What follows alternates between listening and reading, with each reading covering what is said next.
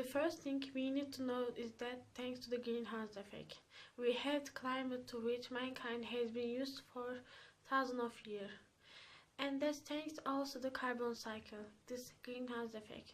The problem is that all is changing and that is not good. Let us first look at what the greenhouse effect is. There is the Earth. That is the atmosphere which surrounds it. And there is the Sun. The Sun emits solar rays which warm the surface of the Earth and generate heat. Heat tends to move away, but certain gases in the atmosphere prevent it from escaping and return some of this heat to the surface, making life on Earth as we know it possible. This is the greenhouse effect, and it is easy to understand how important it is for all. So why do they say that the greenhouse effect is a bad thing? Now, our atmosphere is composed of many different gases, but only these gases retain heat.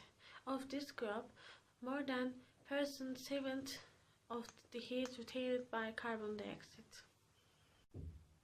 In other words, it is this gas which is the main contributor to the greenhouse effect. And so what happens if we increase the amount of carbon dioxide in the atmosphere? The atmosphere is going to retain more heat than before, and that is what is causing the average temperature of our planet to rise.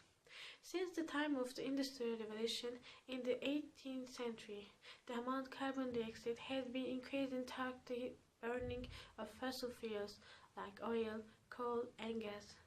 In other words, because of factories, industries, transport, and above all the generation of energy.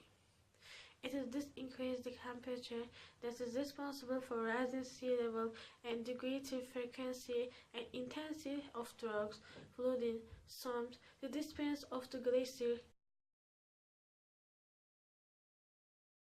The trees and plants in general. Through the process of photosynthesis, they absorb carbon dioxide and then they return oxygen to the atmosphere. As a tree or plant grows, it forms new cells which are mostly composed of carbon. In other words, the tree extracts carbon from the atmosphere in order to grow, and this carbon remains stored in its cells. When the tree stops growing, its ability to extract carbon dioxide decreases because it is now hard to produce any new cells. From that moment, the tree or plant simply stores the carbon it absorbed during its growth.